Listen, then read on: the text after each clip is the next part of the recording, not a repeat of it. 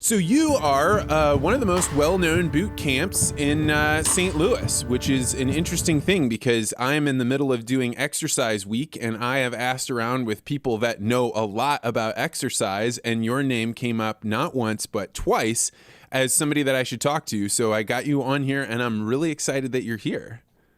Thanks. My husband and I have both been teaching boot camp for quite some time now. So we've got to meet a lot of people over the years, and we've been doing it for over 15 years. So hopefully the reason is because we've met so many people and they've been in class and enjoyed the experience.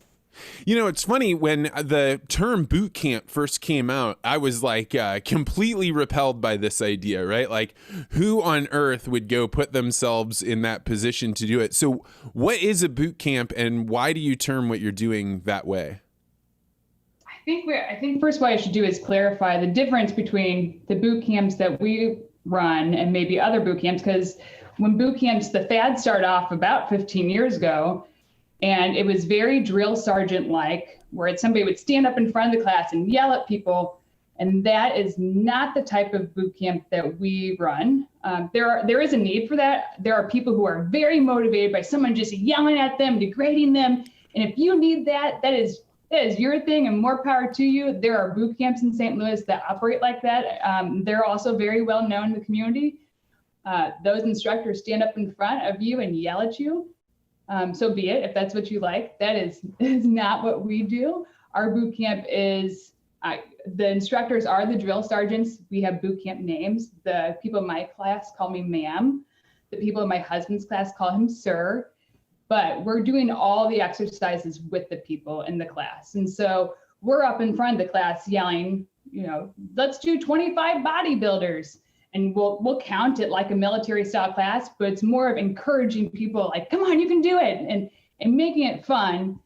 There are a lot of calisthenics that go into the class. We do not use any equipment in our class. These are all very boot camp style exercises. So if you were joining a boot camp, like a military actual boot camp, if you're doing jumping jacks and push-ups and crunches and running, it's variations of that Monday through Thursday.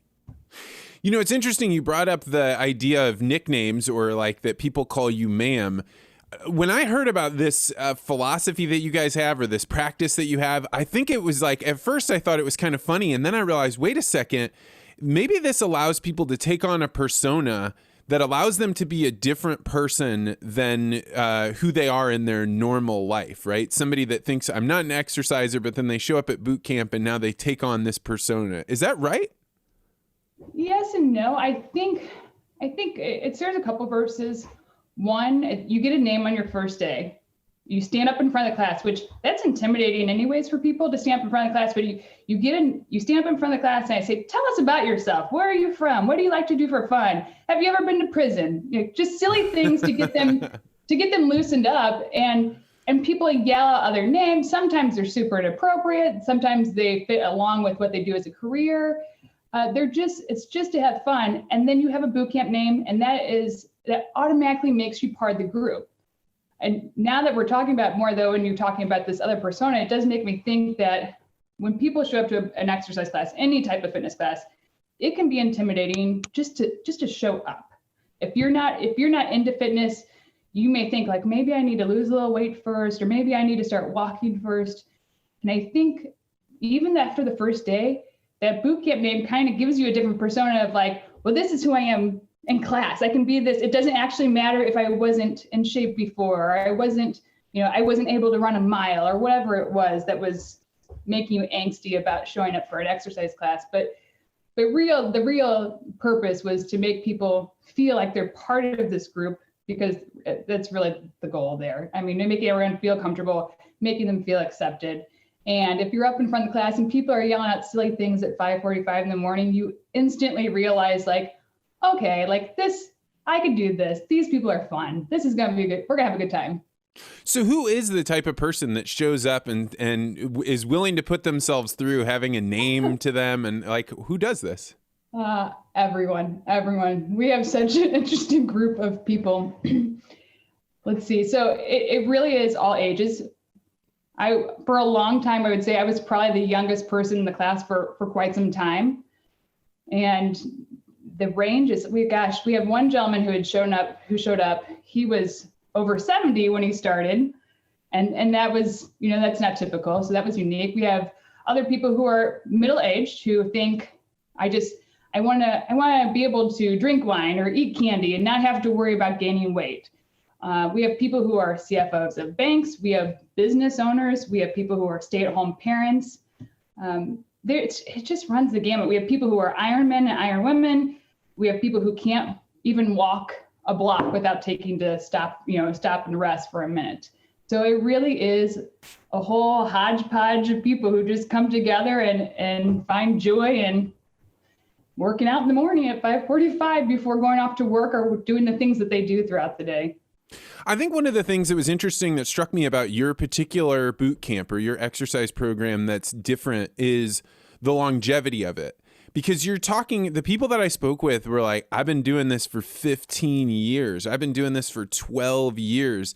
And you think about, there aren't very many things, very many habits or maybe drinking or vices we take on for that long, but there's not very many positive direction things that people take on in that way. What do you think is making the longevity possible? When you had sent me an email invited me to be on the podcast, it made me stop and think. And there have been lots of times where I'd stop to think about the community that the class has created. But really, when we started off these boot camps, the goal was never to keep this going forever. This is not my full-time job. This is not really even a part-time job or my husband's job. We have day jobs, we have careers, we have a family. We thought this was a fad that would last for about 5 years, and heck, if we can make a couple extra bucks doing it, great. Like it really was just a thing that we both fell into, and it was fun, and we thought it'd be done within 5 years when the craze for boot camp was over. The thing that evolved is that you have this group of people who are having a good time doing something that is not intrinsically fun. Like, you don't think of exercise as like, oh yeah, I'm gonna go work out. We're gonna have a blast. But I think because of the camaraderie that developed in the class and the relationships that were developed, the motivation shifted, and it evolved into a community versus just an exercise class that I signed up for that I'm going to attend for 6 weeks. I think initially when people signed up, they think I want to just get in shape or stay in shape. And then they became friends with people in the class, and they felt like, oh, I have to show up. So-and-so's expecting me to be there. Thanks for checking out this podcast short. If you like this interview, make sure you hit the like and subscribe button and hit that bell so you always get notified about this podcast.